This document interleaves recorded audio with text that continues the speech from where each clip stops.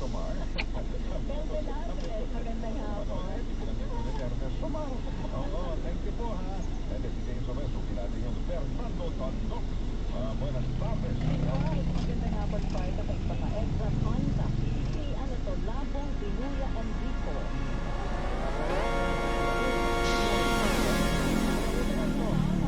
Dental clinic yan si Raul sa Grace Lifestyle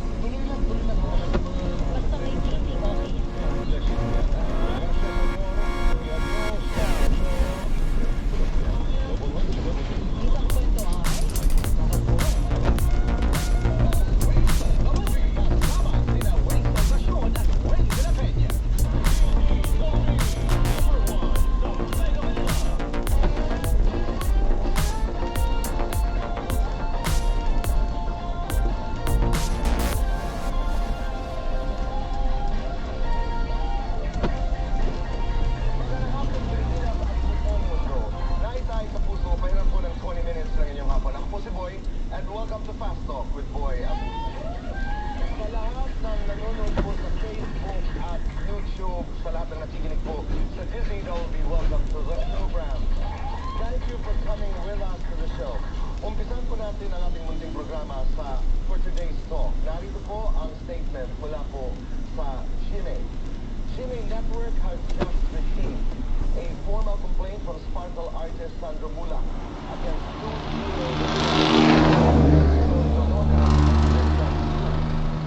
recognizing the seriousness of alleged incident. GMA Network had already initiated its own investigation even before receiving the formal complaint. Respecting Sandro's request for confidentiality, the investigating body will withhold all details of the formal investigation until its conclusion. The network assures the public and all stakeholders of its commitment to conducting this investigation with the highest standards of fairness and impartiality. Maraming salamat po. Naitay Kapuso, please welcome our very special guests today, Emmy Quezon and Angelo W.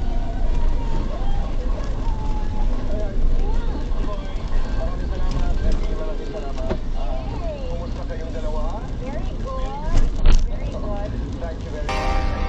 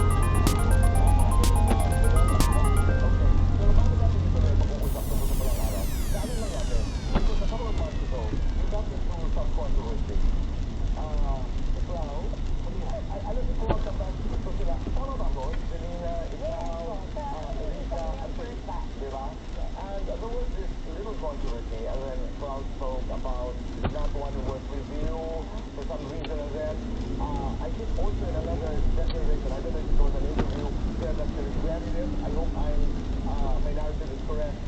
But she was trying to reach out to you because she wanted to talk to you. So ang tatanungan ng bayan ay, kung ba'y nagkausap ka, may ba'y nagpaayos ka? Wala pang pagkakataon. Pero umaasa pa rin ako dadating yung panahon na yun. That's good. Okay. Is that all you want to say? Yes. That's good. Okay. So, nadaanan lang natin yun. But there was also a time. Oo nga. Wala akong voiceover. Wala. Pero hindi. Bago ang pulang araw, ang dinig ko, you were ready to take a break. Actually, yes, Playboy. It was almost 2.5 years straight. The vaccine, the last, the vaccine. So actually, by vaccine was very good. So the vaccine was successful. The vaccine was very good.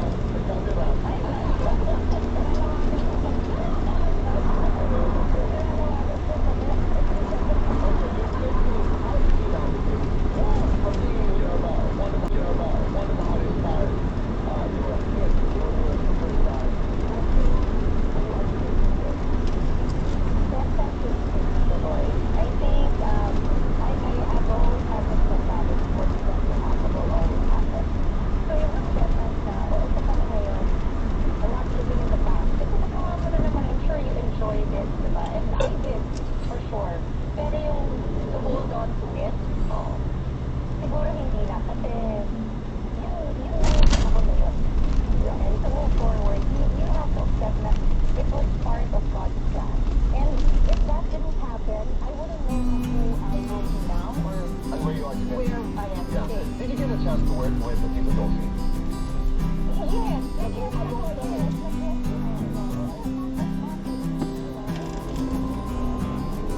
Able to yun.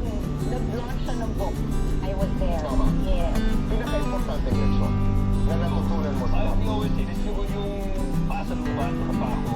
So pag naramdaman mo lumilipad ka, tingnan mo na nakapako. Yung siguro yung nakapako, yung pako sa lupa. Ganda. I mean, that has always been my father's biggest lesson for everyone. Alam niyo kung bakit importante yan?